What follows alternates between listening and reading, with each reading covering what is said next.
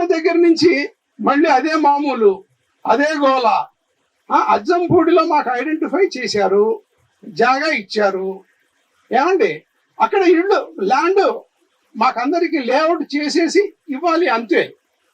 ఇప్పుడేంటి మళ్ళీ ఆయన రాగానే ఆ ల్యాండ్ అక్కడ ఉన్న ఏరియా అంతా గ్రాబ్ చేయాలి. ఆ ల్యాండ్ అంతా లోకల్ మాఫియాలు, మీ గవర్నమెంట్ లో వాళ్ళు చేశారు, వాళ్ళ మనుషులు, మీ మనుషులు, వీళ్ళ మనుషులు.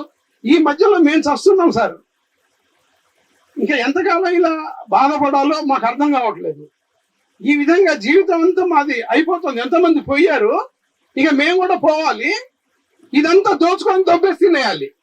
ఇది కాక ఇంకో 40,000 50,000 ఎకరాలు కావాలి.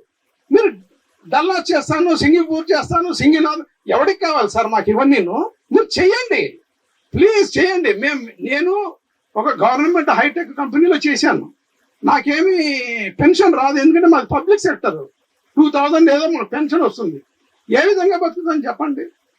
సో ఇక్కడ ఏదో ఉంటే మేము ఇల్లు కట్టుకొని ఇక్కడ ఉందాము అని అనుకున్నది, అటువంటి ఆశలన్నీ అడి ఆశలు అయిపోయి రోడ్డు మీదకి వచ్చి ఏంటి అసలు మాకు అర్థం కాని పరిస్థితి.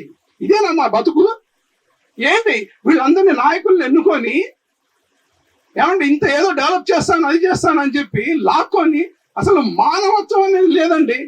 ఎప్పుడు నేను, నా కుటుంబము, నా పిల్లలు, నా మనుషులు ఎలా దోచుకోవాలి, ఇవేనా మా బతుకు? ఏమైపోవాలి చెప్పండి. అసలు మేము ఎంత ఆక్రోషం, ఎంత బాధతో చెప్తున్నా అర్థం చేసుకోవాలి. కనీసం ఎన్ని మాటలండి, ఎన్ని మాటలు. అసలు ఏమిటి చెప్పిందే చెప్పి తిరిగిందే తిరిగి అసలు మనిషికి న్యాయం, ధర్మం అనేది ఏం లేదనమాట. ఈ ప్రపంచంలో వీళ్ళ పాలకుల్ని మనం నమ్ముకుంటే మన బతుకులు తొక్కేయడమే. సావాలి, మేము కూడా చచ్చిపోవాలి ఆఖరికి. ఇదే మా బతుకు. ఎలా బతుకుతున్నామంటే మా పరిస్థితి చెప్పే ఇదిగా కాదు.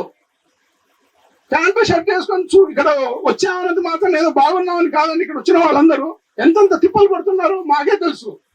సో కాబట్టి నేను అనేది ఏంటంటే సార్, మీరు ఏమన్నా చేయండి, మేము మీకు సపోర్ట్ ఉంటాము, మీకు తోడు ఉంటాము.